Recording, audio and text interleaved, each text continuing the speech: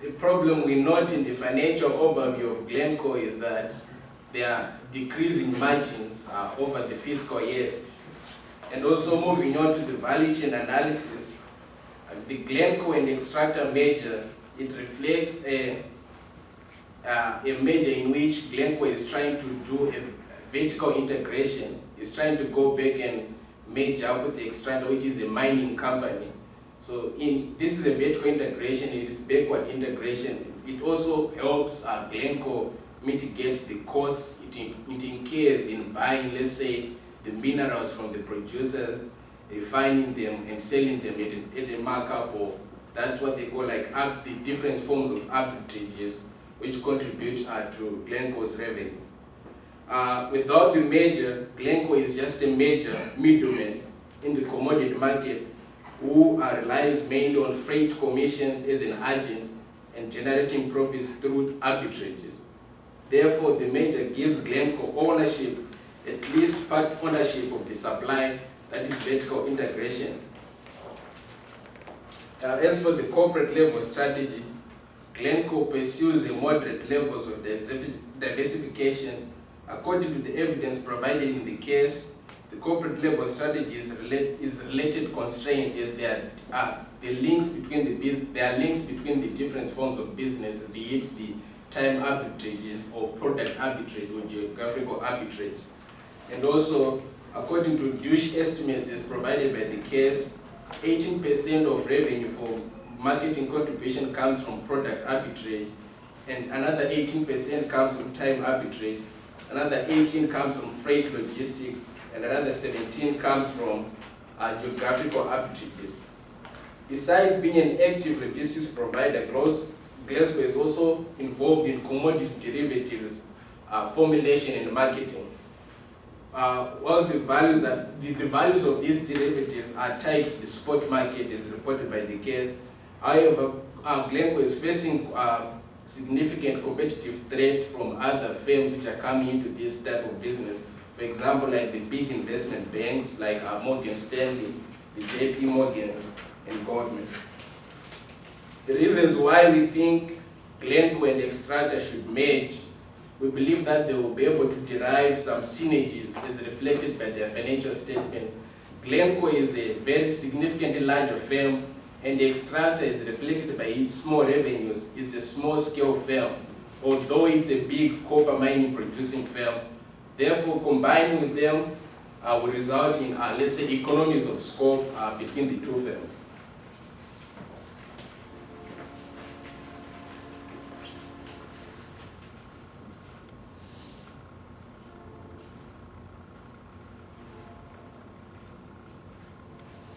The tangible resource of Glencore and Schwatta.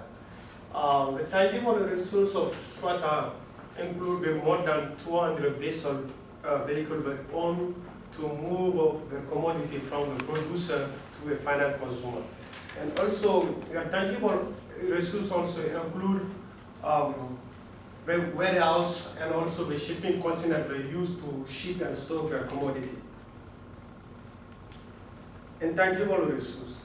The intangible resource of Glencore is the brand is marketing as being the global trader of commodity in the world, but this image has been tarnished by the fact that Glencore is operating in the region that are politically unstable, such as Iraq when Saddam was in power, and Iran. Capability. One of the most capability of Glencore is its financial capability, because in the form of a balance sheet, the company has an opportunity, a good financial position that enable him to make acquisition and also to merger with major company like just as Strata. Core competency.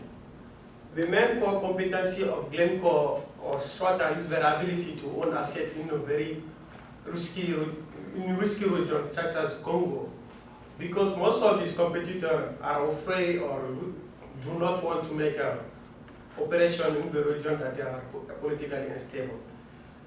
While reading the case, we realized that the merger between Glencore and Strata would be good because this company will be able to be a major producer of zinc and coal, and also they will be able to be the largest independent producer of copper.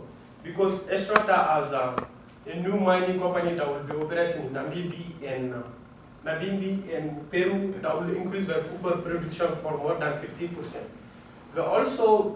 That merger will also have a corporate governance benefit because Strata is operating in Switzerland while keeping its corporate office in London, and Glencore is also using the same strategy by having most of its business in Switzerland, but being registered in New Jersey. So that means that if both companies decide to merge, they will be able to reduce their corporate tax. That will be good for their balance sheet. All right, we're going to go over to the competitive analysis and dynamics. Glencore faces competition from firms like BHP Billiton, Rio Tinto, Freeport, McMoran, Vale, and Trafigura. Glencore faces multi-point competition from numerous diversified firms within and outside its sector. For example, Codelco controls about 11% of the global supply of copper, making it a major competitor to Glencore. One would consider Glencore to be a first mover. Glencore reinvented the wheel, one of the biggest companies you've never heard of. Glencore name does not enjoy instant recognition, but this is surprising given the company's hand in supplying basic materials to us, such as heat, feed,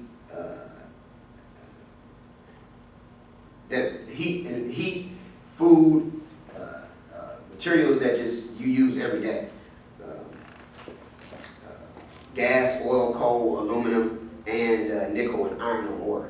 So Glencore and its subsidiaries have its hand in not just buying and selling all these goods, but in producing and extracting and transporting them. Glencore market share is so large that it recorded revenues of $145 billion.